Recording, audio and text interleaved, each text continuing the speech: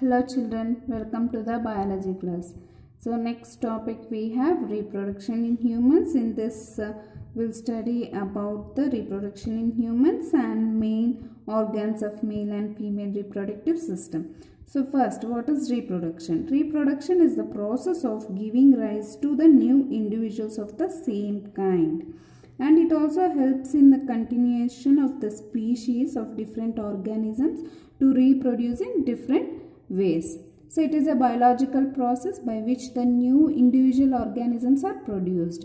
And reproduction is a fundamental feature of all the known life, and each individual organism exists as a result of reproduction.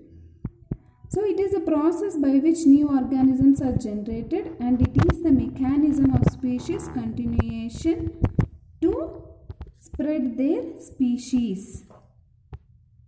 Next, types of reproduction. So you have already studied that some are single-celled organisms like amoeba reproduce simply by dividing into two, and multicellular animals like hydra produces birds and yeast which grow in size and get separated. So these are asexual methods of reproduction. And most of the animals reproduce sexually. In this process of reproduction, two sexes, that is male and female, produces special types of reproductive cells. So that reproductive cells will combine, and also they are known as gametes. So these gametes will fuse and they form a zygote which develops into an individual that resembles to its parents.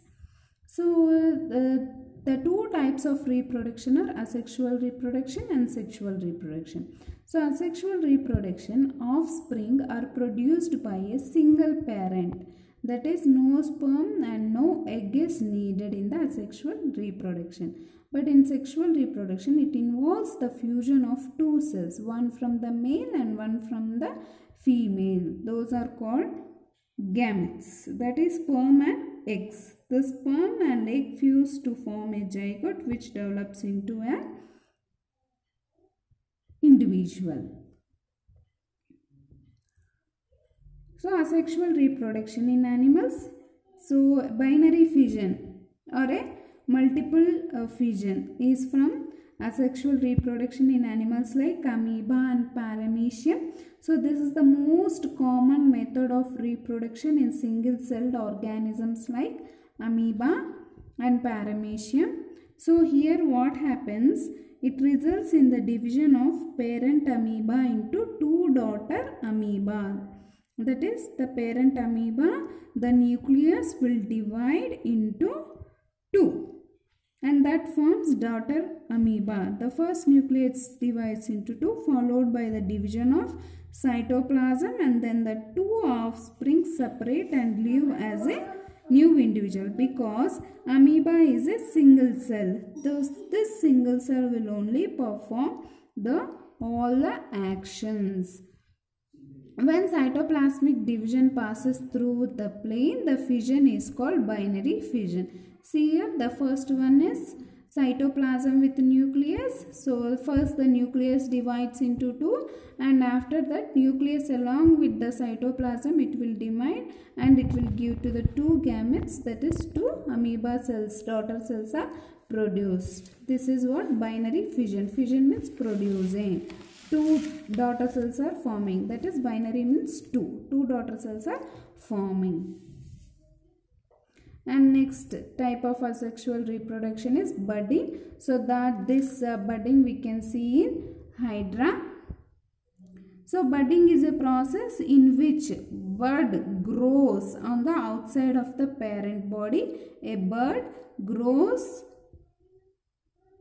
on the outside of the parent body. These buds detach themselves when they are big enough for independent existence. That means when the bird feels that they can exist individually, then this bird will detach from the parent and that bird will grow independently. And budding is a common method of reproduction in hydra. So you can see here, bird raised outside from the parent and that grows, and when it grows enough and then it detaches from the body, and that identical to, similar to its parent. This is budding. So Hydra reproduces by budding using the regenerative cells. So it is having regenerating capacity. So this is one type of asexual reproduction in animals.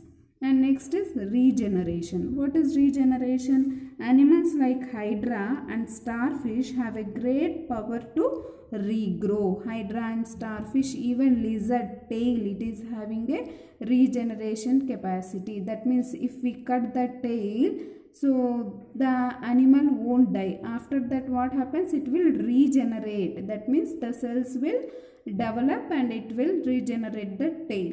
And even same capacity in human also. Liver is so the only organ in humans. The only organ in human which is having regeneration capacity is liver. So if we cut the liver also, it will regain its size by regeneration capacity. Even skin also, if we cut, after that it will develop. So regeneration occurs when an organism can regrow a lost limb or can grow a whole of other organism on a cut off piece. This is common in simple multicellular creatures such as worms, sea stars or geckos.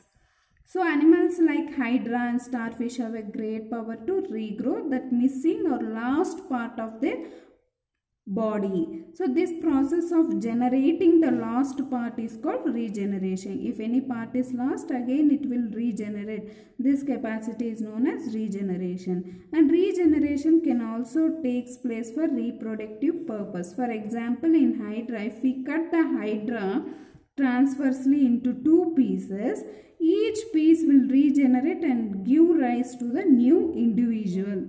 So same in the case of flatworm, that is planaria. If we cut into 6 pieces also, and each piece will develop into a new individual. So this will be, because here the animal is developing more. So this regeneration capacity is also considered as one of the reproduction. So we discussed about asexual reproduction, right? So one is binary fission, one is budding, and one is regeneration.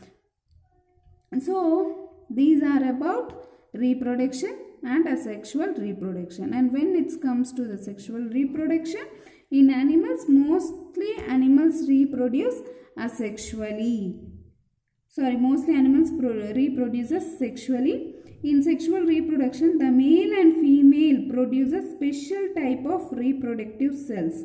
That is, male produces male gametes or sperm cells and female produces the female gametes or egg cells.